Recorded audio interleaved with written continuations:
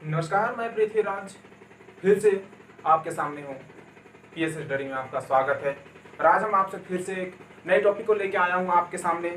आज हम बात करेंगे शक्ति की। अगले वीडियो में अधिकार शक्ति की बात किए थे, स्वतंत्रता की बात किए थे। आज हम बात करेंगे आपसे शक्ति के बारे में। और ये कोई धार्मिक शक्ति की नहीं, बल्कि एक राजनीतिक विज्ञान में अध्ययन किया गया मनुष्यों की शक्ति के बारे में बात करेंगे। मनुष्यों की ज्ञान की शक्ति, उसकी क्षमता, उसकी स्रोत के बारे में जानेंगे। ये शक्ति है क्या, इसकी क्या अर्थ होती है, इसके बारे में हम जानेंगे। तो चलिए हम आगे बढ़ते हैं शक्ति की ओर कि शक्ति क्या है। आगे बढ़ने से पहले आप नए हैं तो मेरे वीडियो को लाइक कीजिए और चैनल को सब्सक्राइब कीजिए। शक्ति क्या है? समस्त सांसारिक जीवन का मूल दंड, एक आधार ही शक्ति है। समस्त सांसारिक जीवन का मूल आधार दंड शक्ति ही है। शक्ति एक जीवन का परिचय है। शक्ति का ही विज्ञान है, विज्ञान ही एक शक्ति है, विज्ञान भी शक्ति है। तो शक्ति एक जीवन का ही एक मापदंड है। शक्ति की क्या अर्थ होती है उसके बारे में हम जानेंगे। शक्ति बल प्रयोग की योग्यताएं हैं, न कि उसका वास्तविक प्रयोग। शक्ति की एक बल प्रयोग की योग्यता है, उसका वास्तविक नहीं। देखिए, शक्ति होने से हमारा अर्थ व्यक्तियों या व्यक्तियों के व्यवहार को नियंत्रित करने, विनियंत्रित करने या निर्देशित करने की क्षमता से है। शक्ति का अर्थ होता है व्यक्तियों या व्यक्तियों के नियंत्रित करने, विनियंत्रित करने या निर्देशित करने की क्षमता से है। शक्ति का प्रयोग करने वालों तथा उनके बीच जिन पर इसे लागू किया जाता है एक मनोवैज्ञानिक संबंध होता है। शक्ति में वह प्रयोग वस्तु सम्मिलित है जिसके माध्यम से व्यक्तियों पर नियंत्रित स्थापित किया जाता तथा उसे बनाए रखा गया है। शक्तियों का बहुत ही सिंपल सा उदाहरण एक रूप है। किसी भी चीज़ों पे हम बल प्रयोग करते हैं उसे भी हम एक शक्ति कहते हैं। मनुष्यों के आधार पर एक अनुसार है, एक व्यक्ति को उतना ही शक्तिशाली कहा जाता है जितना कि वो अपने लक्ष्यों के अनुरूप दूसरों के व्यवहार को प्रभावित कर सकता है, पूर्वक से दूसरों की आधारभूत को परिवर्तन कर सकता है, अपने आधार पर परिवर्तन कर सकता है। उसे एक शक्ति का माध्यम कहते हैं। अपने अंदर जो शक्ति है उस बल को प्रभावित कर सकता है, वह एक शक्ति का ही एक रूप है। शक्ति के कुछ स्रोत हैं। शक्ति के क्या स्रोत हैं? शक्ति के मूल 4 स्रोत हैं। पहला में आता है ज्ञान। ज्ञान भी एक शक्ति का ही स्रोत है। इस बुद्धि, अगर इस ज्ञान की वजह से अगर ज्ञान ना रहे तो हम किसी को अन्य बल की वजह से किसी को दुख दे सकते हैं, कष्ट दे सकते हैं, कष्ट पहुंचा सकते हैं। इसलिए शक्ति का कुछ स्रोत है। जो पहला है ज्ञान। ज्ञान की वजह से हम किसी पे बल भी लगाएं तो सही बल यूज करें। किस पे कितना बल यूज करना है, कितना शक्ति यूज करना है, इसकी हमें ज्ञान होनी चाहिए। और क्या चीज में हम शक्ति यूज कर सकते हैं इसकी भी ज्ञान होनी चाहिए। दूसरा है प्राप्तियां। हम किस चीज में अपनी शक्ति प्रयोग कर रहे हैं। किसी सत्ता को पाने के लिए अगर हम उसमें शक्ति प्रयोग कर रहे हैं, उसमें अपना बल लगा रहे हैं, तो उसे प्राप्त करना हमारा अनिवार्य है। हम प्राप्त ही ना कर पाए तो शक्ति लगाना तो बेकार है ना। इसीलिए शक्ति का स्रोत प्राप्तियां भी होती है। प्राप्त करना हमारा अनिवार्य एक निष्ठावान हो सकती है। अगर हम किसी पे शक्ति यूज करें तो उसपे प्राप्तियां बिना प्राप्त के ही अगर हम लौट आए तो हम शक्ति लगाना ही बेकार है। तो उसमें शक्ति का कोई प्रभाव नहीं होता है, तब हम प्राप्त नहीं कर पाते हैं। एक है संगठन। शक्ति प्रयोग करने के लिए संगठन भी जरूरी है। अकेले शक्ति प्रयोग करने से प्राप्तियां भी निष्ठावान हो जाती है, वो गलत हो जाता है। अगर संगठन बना के, एक दल बना के अगर शक्ति प्रयोग करें तो एक मूल रूप से और सही प्रकार से शक्ति का प्रयोग, एक बल का प्रयोग हो सकता है और हम अपने लक्ष्य को प्राप्त कर सकते हैं एक संगठन के आधार पे। तो ये आसानी होती है। आपको एक उदाहरण देते हैं।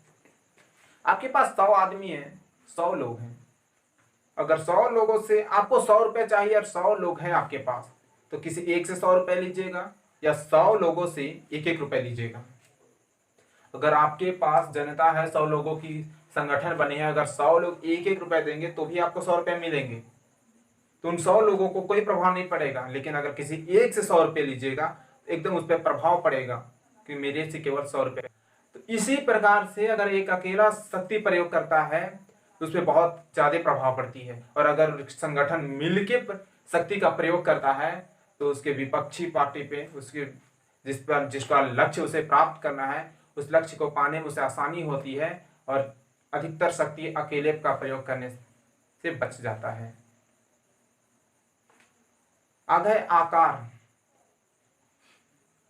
जिस तरह देखिएगा महाभारत में कुरुक्षेत्र में कौरवों की शक्ति का, सैन्य शक्ति बल का आकार बहुत बड़ा था, उसी तरह पांडवों में भी सैन्य शक्ति बल का आकार बहुत बड़ा था, तो जीत हासिल करने में आसानी हुई। अगर क्या अकेला अर्जुन उतनी बड़े सैन्य शक्ति आकार बल का कौरवों का संहार कर पाते? नहीं।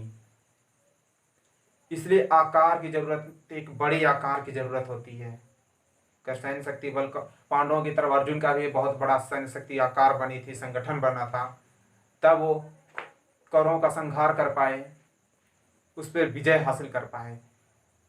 इसी प्रकार एक राजनीतिक सत्ता पे भी शक्ति की आवश्यकता हो करने से राजनीतिक सत्ता भी हासिल नहीं हो पाती है। इसलिए सबसे बेहतर है शक्ति का प्रयोग करने के लिए ज्ञान की आवश्यकता होती है। एक और जिस पर शक्ति प्रयोग करें तो उसका लक्ष्य की आवश्यकता होती है, प्राप्तियां आवश्यकता होती है। एक महत्वपूर्ण संगठन का भी एक योगदान है, महत्वपूर्ण संगठन होनी चाहिए, इसका शक्ति का एक महत्वपूर्ण आकार है, और एक आकार तो बड़ा आकार तो होनी चाहिए। संगठन बनाए तो उसके लिए आकार जरूरी है, उस क्षेत्र का जरूरी है। सबसे बेहतर चीज है ये, तभी हम शक्ति का प्रयोग कर सकते हैं। ये शक्ति के स्रोत हैं, याद रखिएगा, शक्ति के 4 स्रोत हैं, ज्ञान है, प्राप्तियां हैं, संगठन और आकार। किसी भी एग्जामिनेशन में लिखने में कमी नहीं होगी, याद रहेगा। शक्ति के स्रोत एवं आधार पर विश्वास का भी बहुत बड़ा योगदान है। अगर एक संगठन ही बनाए तो उस पर बड़ा आकार चाहिए, तो उस पर विश्वास भी तो जरूरी है। पूरे संगठन पे एक महत्वपूर्ण विश्वास जरूरी है, विश्वास होनी चाहिए।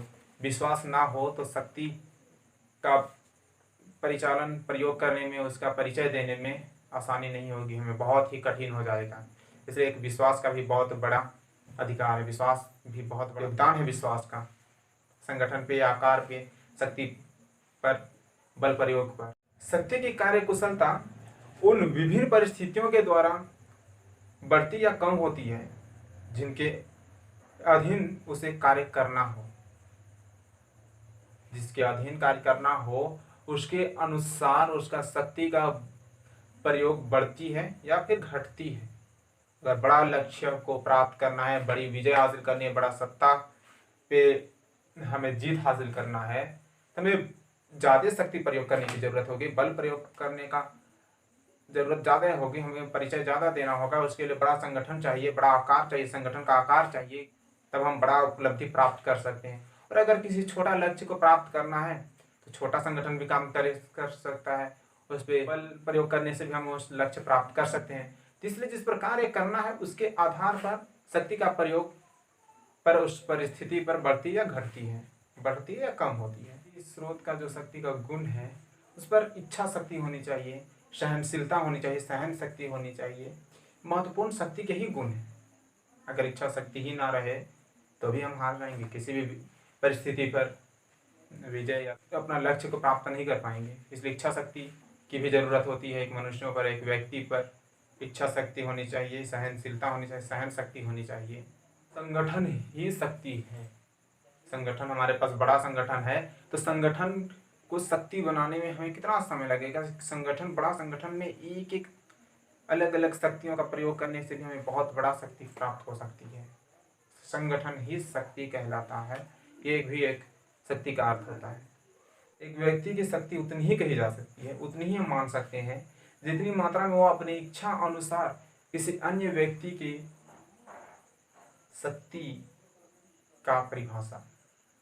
एक व्यक्ति की शक्ति उतनी ही मान सकते हैं हम जितना कि दूसरे व्यक्ति के व्यवहार को अपनी इच्छा अनुसार परिवर्तित कर सकता है, उसे शक्ति कहते हैं।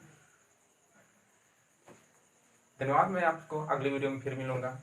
नमस्कार।